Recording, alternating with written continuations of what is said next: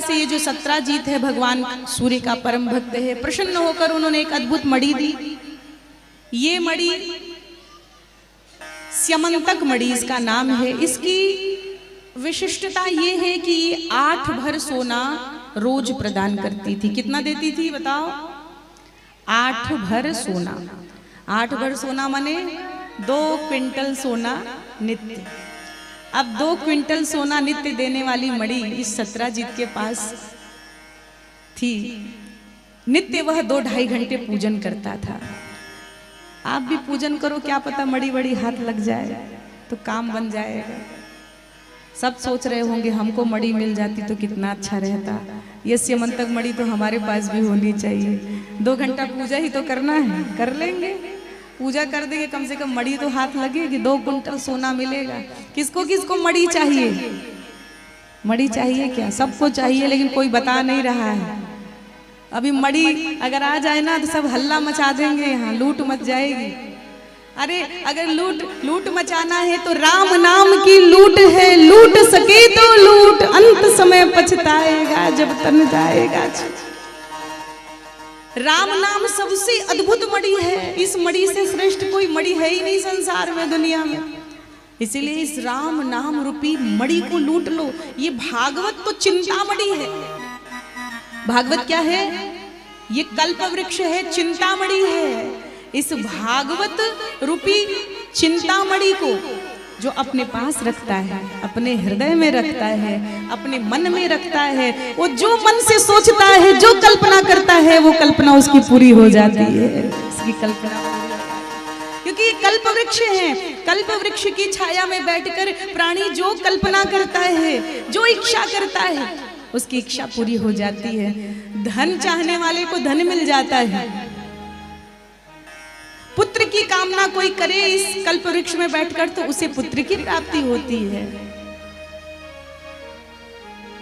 अगर किसी को कारोबार बढ़ाना है, व्यापार अपना बढ़ाना है, तो उसका व्यापार खूब बढ़ता है, खूब कारोबार बढ़ता है। किसी को उत्तम वर की प्राप्ति चाहिए, भगवान श्री कृष्ण जैसे प्रियतम की प्राप्ति चाहिए, तो भगवान के चरणों में प्रार्थना करता है तो गोपियों की तरह उसे श्याम सुंदर कृष्ण की प्राप्ति हो जाती है। श्याम सुंदर कृष्ण की प्राप्ति होती है।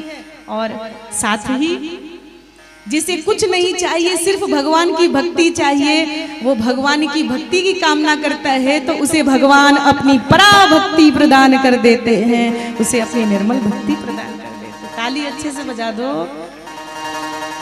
जय जय श्री राधे। ऐसी अद्भुत दिव्य स्यमंतक मणि प्रजा ने देखा तो प्रजा देखते रह गई। द्वारकानाथ से कहती, भगवान मणि तो अद्भुत लग रही है, गजब का चमक है, ये मणि तो हमारे पास होनी चाहिए, हमारे द्वारकानाथ के पास। द्वारकानाथ भगवान ने भी जब हंसी हंसी में मनोविनोद में सत्राजीत से कहा कि अरे सत्राजीत, ये मणि तुम्हारे लिए उतनी लाभकारी नहीं है, उपयोगी नहीं है जितनी प्रजा के लिए। इस मणि से मिलने वाले स्वर्ण का तुम क्या करते हो रोज? इससे अच्छा है कि इसे हमारे खजाने में रख दो। जो भी स्वर्ण प्राप्त होगा, प्रजा का सहयोग होगा, प्रजा का कल्याण होगा। सत्राजीत ने तो साफ मना कर दिया, नहीं भगवान, ये मणि मैं नहीं दे सकता। और कथा ऐसी है कि प्रसेनजीत मणि को गले में पहनकर जब जंगल में गया तो एक सिंह के हाथों मारा गया। सिंह से उस मणि को जामवंत जी ने प्राप्त किया। जामवंत जी अपनी कन्या जामवंती को मणि दे दिए। भगवान के ऊपर कलंक लग गया। द्वारकानाथ मुझसे मणि मांग रहे थे, लगता है मैंने मणि देने से मना किया तो मणि की चोरी कर ली, कलंक लग गया। भगवान विचार करने लगे, कलंक मेरे ऊपर क्यों लग गया? गुरुजी ने कहा, लगता है चौथ के चांद का कृष्ण तुमने दर्शन कर लिया है। अगर कोई चौथ के चंद्रमा का दर्शन कर ले, भादों में चतुर्थी के दिन चंद्र का, तो उसके ऊपर झूठा कलंक लगता है। इसीलिए चौथ के चांद का दर्शन नहीं करना चाहिए। और भगवान अपने ऊपर लगे कलंक को मिटाने के लिए चरण चिन्हों का पीछा करते करते गुफा तक पहुंच गए। जामवंत जी की गुफा के भीतर गए। जब जामवंती से मणि मांगा तो जामवंती रो पड़ी। रोने की आवाज सुनकर पिता जामवंत जी गुफा के भीतर आए और आकर भगवान के ऊपर झपट्टा मारा और भगवान के ऊपर एक जोर से मुक्का मारा, प्रहार किया तो भगवान ने भी 2 मुक्का मारा। अब मुक्केबाजी शुरू हो गई और कई दिनों तक युद्ध होता रहा। 28 दिनों तक लगातार युद्ध होता रहा। 28वें दिन भगवान ने उठाकर जोर से जामवंत जी को भूमि पर पटक दिया और जैसे ही पटक दिया जामवंत जी की एक एक नस ढीली हो गई। तब समझ गए और हाथ जोड़कर खड़े हो गए। समझ गया, ओहो आप मेरी राघवेंद्र सरकार हो। प्रभु मैं आपको पहचानने में देर कर दिया, मैं समझ नहीं पाया कि आप मेरे श्री राम जी। भगवान ने कहा समझ गए तो अब समझदारी दिखाओ।